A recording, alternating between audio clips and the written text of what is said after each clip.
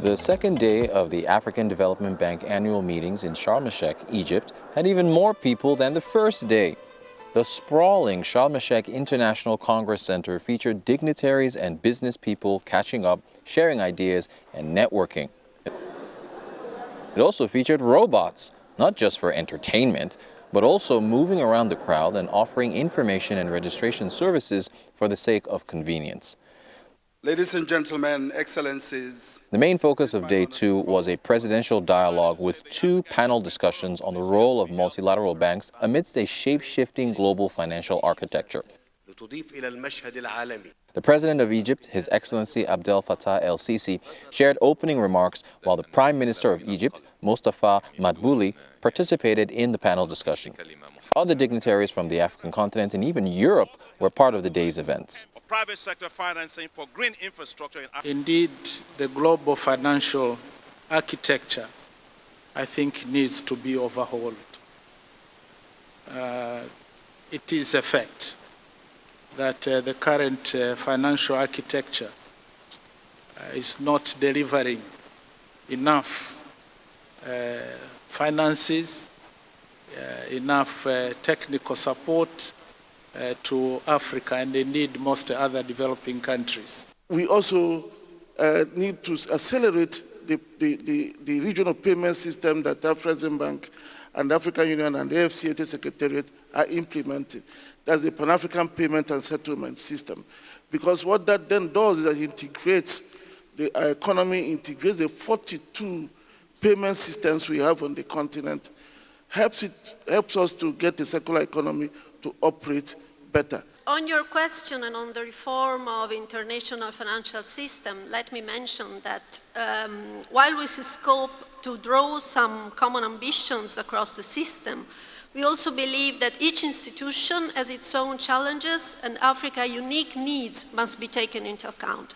With this, I mean that first, the voice of Africa must be heard in defining development priorities and strategies for the years to come, and second, that each MDB should have its own and tailored reflection on how to evolve to better address ongoing challenges, including the global ones that were mentioned, climate, pandemic, and building on their expertise and capacity. We need to know that we're living in a world where we have competing needs. And as you know, every country in Africa has its development plan, which was set before and sometimes aligned with SDGs. But now we're suffering from some external shocks over which we don't have a control.